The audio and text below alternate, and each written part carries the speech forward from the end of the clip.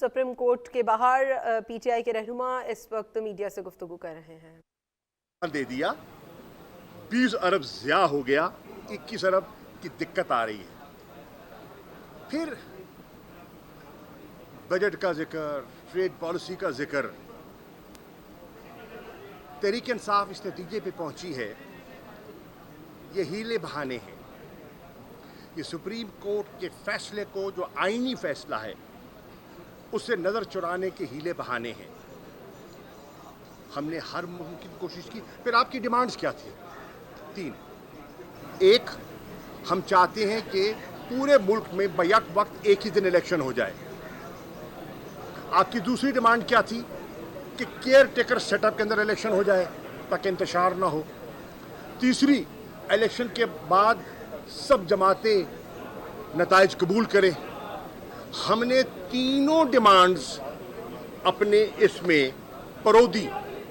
ہم نے اس میں پرو دی اور یہ ڈاکومنٹ اب سپریم کورٹ کی امانت ہے. اور ہم نے پولیٹیکل پروسیس کے ذریعے پولیٹیکل کنسنسس پیدا کرنے کی کوشش کی. اور ہم نے لیگل جو رکاوٹیں آڑے آ رہی تھیں ہم نے اس میں بھی سجیسٹ کیا کہ ہم لیگل ہرڈل کو جو آرٹیکل 224 کی قدغن ہے اس پر عبور پایا جا سکتا ہے. تو کیسے پایا جا سکتا ہے؟ ہم نے وہ بھی تجویز اس میں پرو دی کہ ہم جانے کو تیار ہیں, ہم ووٹ دینے کو تیار ہیں, ہم ون ٹائم کانسٹیٹیوشنل امینڈمنٹ کے لیے تیار ہیں. امینڈمنٹ کے لیے ہم تیار, ون ڈے کے لیے ہم تیار, کیئر ٹیکر کے لیے ہم تیار, نتائج کو تسلیم کرنے کے لیے ہم تیار. آپ نے کیا؟ آپ تو اسی بات پر اڑے ہوئے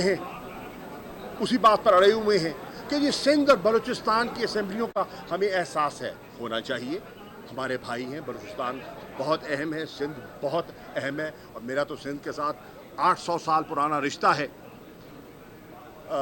لیکن کیا پنجاب اور خیبر پختونخوا کی اسمبلیاں جو ہیں ان کی کوئی قیمت نہیں ہے؟ کیا وہ منتخب لوگ نہیں تھے؟ کیا ان کے جذبات نہیں تھے؟ کیا انہیں نمائندگی درکار نہیں ہے؟ یہ ہم نے کیوں کیا؟ ہم ایم این ایز ہیں, ہم ایم این ایز کھڑے ہیں یہاں, ہمیں اسمبلی سے باہر رکھا گیا ہے. ہم مستفیوں کے باہر کیوں آئے؟ ایک مقصد کے حصول کے لیے نا, انتخابات کے لیے. اور مسلسل 1 سال ہم نے انتخابات کی جستجو کی. ایک طرف میز پہ بٹھاتے ہیں, دوسری طرف مقدمے بناتے ہیں. ایک طرف میز پہ بٹھاتے ہیں اور دوسری طرف گرفتاریاں کرتے ہیں. 33 میرے کارکنوں کو گرفتار کیا گیا اسلام آباد ہائی کورٹ کے سامنے. کیوں؟ ان کا گناہ کیا تھا؟ ان کا قصور کیا تھا؟ علی امین گنڈا پور کو ایک عدالت سے دوسری عدالت لے کے پھرتے رہے, ضمانتیں ہونے کے باوجود رہائی نہ ملی. کیوں؟ مراد سعید پہ کل مقدمہ درج کیا گیا ہے. کیوں؟ کیا یہ مذاکرات کو سازگار کرنے کے لیے, ماحول کو انیبلنگ بنانے کے لیے کیا گیا ہے؟ اس کے باوجود ہم بیٹھے میز پر. ہماری ایک جمہوری جماعت ہے, ہماری جماعت میں لوگ کھل کے بات کرتے ہیں, اور آپ جا کے دیکھیں ہمارے سوشل میڈیا کو, بہت سے لوگوں نے بہت سی باتیں کی. کئی دفعہ لوگ شاہ سے زیادہ شاہ کے وفادار بننے کی کوشش کرتے ہیں, لیکن ہم نے اپنا فوکس رکھا کس پر؟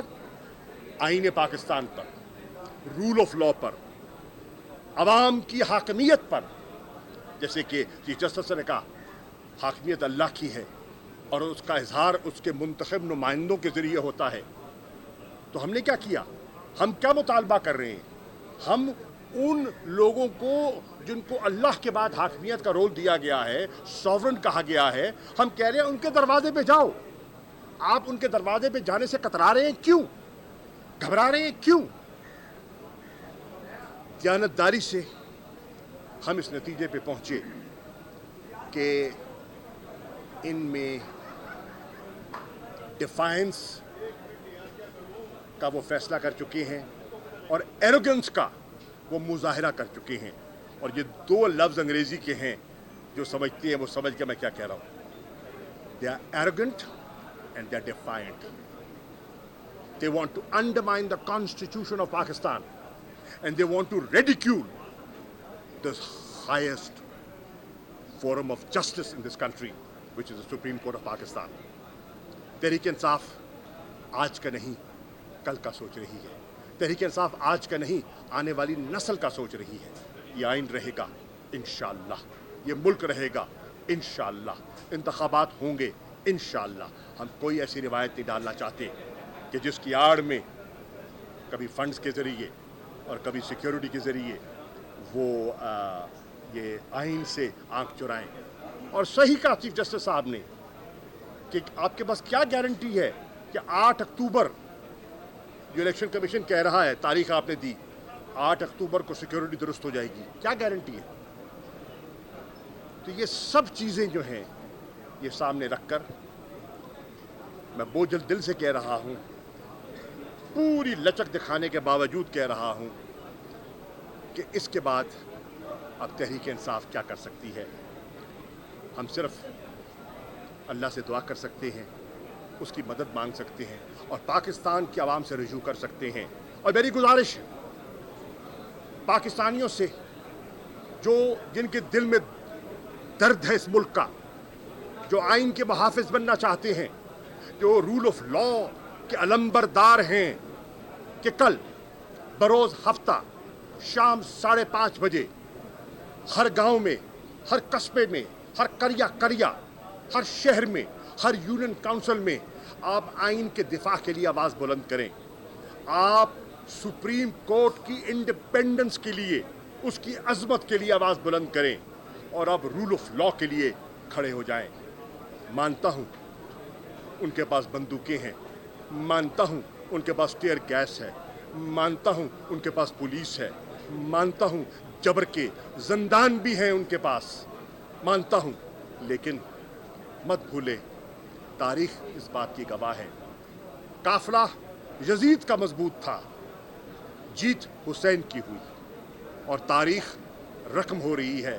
पाकिस्तान की सियासी और कॉन्स्टिट्यूशनल तारीख का एक नया बाब रकम हो रहा है और अल्हम्दुलिल्लाह Pakistan Tehreek Insaf wants to be on the right side of history. Thank you.